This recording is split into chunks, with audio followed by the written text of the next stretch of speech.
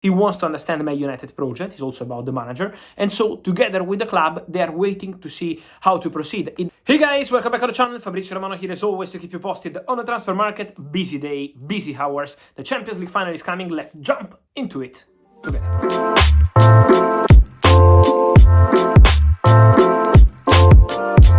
Guys, let me start this busy day with many things to recap on the transfer market, because Daichi Kamada is going to Crystal Palace after being one step away from extending his contract with Lazio. He's going to Palace. The Here We Go is coming, and the Here We Go is expected to arrive soon.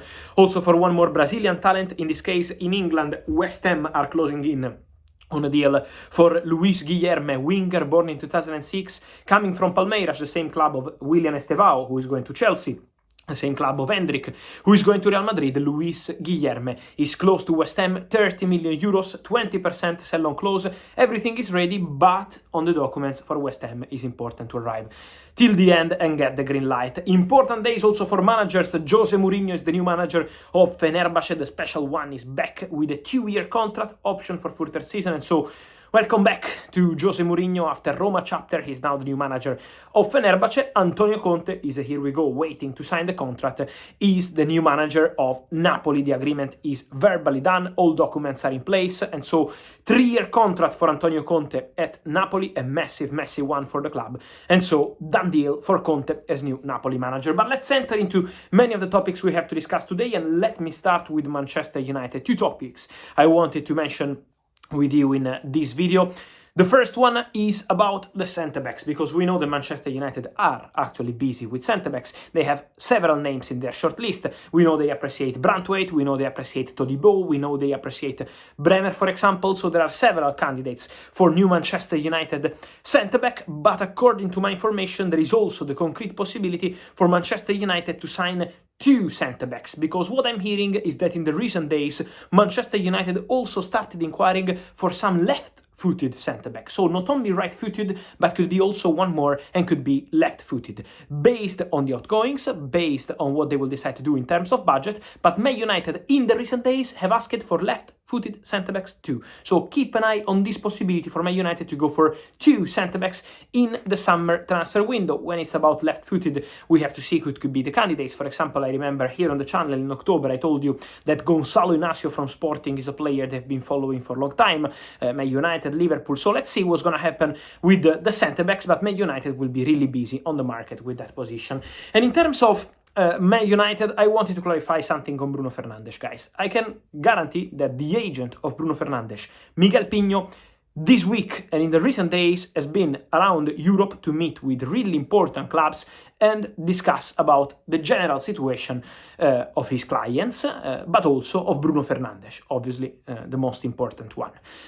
He had some conversations. At the moment we can't talk about negotiations, but just to understand the situation around Bruno, because Bruno remains fully committed to Man United, really happy at Man United.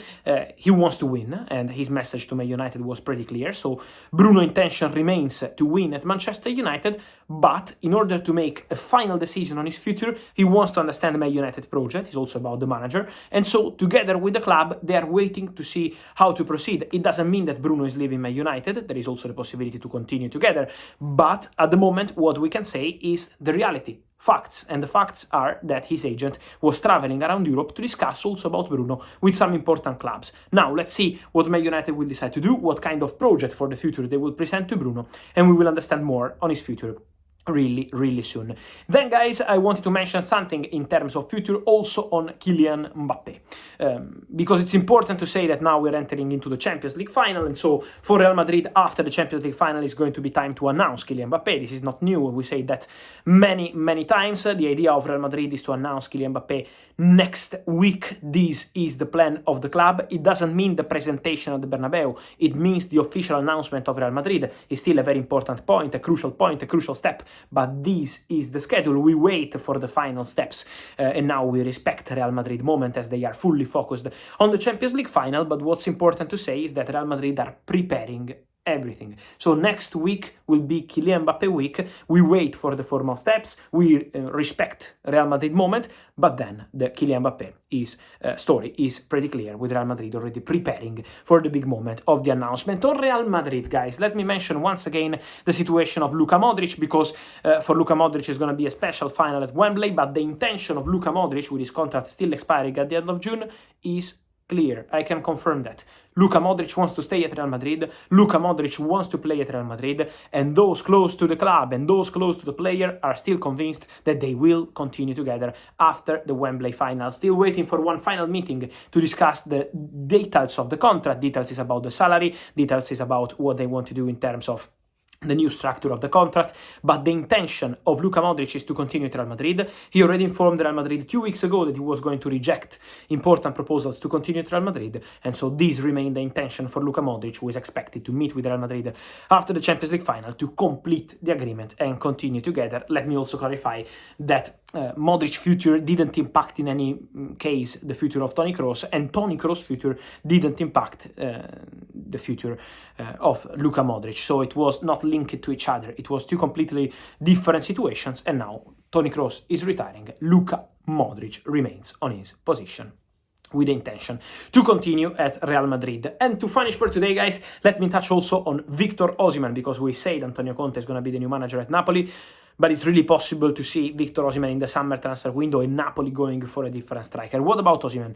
Let me clarify once again what I told you 2 days ago. Now Italian media are all reporting the same, but Chelsea have no intention to go for Victor Osimhen in the summer transfer window. This is what I am understanding.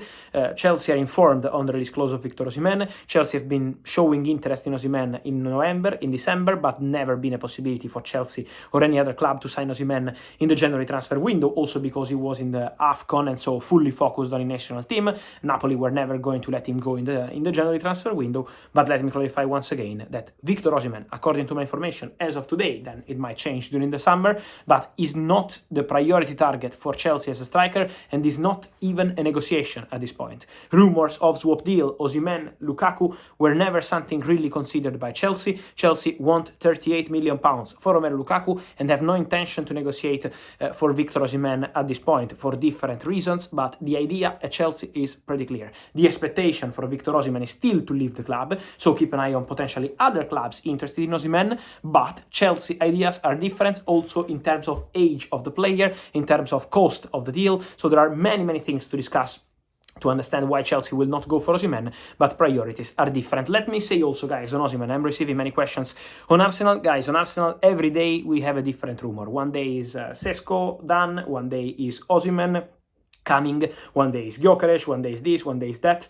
Let Arsenal work. They are discussing internally about the striker, considering all the options they have, and they will decide what they want to do, also based on budget. Arsenal don't want to spend completely crazy money, want to spend smart money on the striker, and so this is why Arsenal have not decided anything at all on Victor Osimhen or any other target yet. It will be soon. And so, guys, let me know your thoughts on all these stories, starting from Victor Osimhen, where should he go, but also Mbappe to Real Madrid, we are almost there. Luka Modric staying at Real Madrid, what's your feeling? But also Bruno Fernandes, stay or go, what's your point of view? And also, who is the centre-back you want to see at Man United? Here in comments, like this video, tap on the notification bell, subscribe to the channel. See you soon with Fabrizio. Ciao.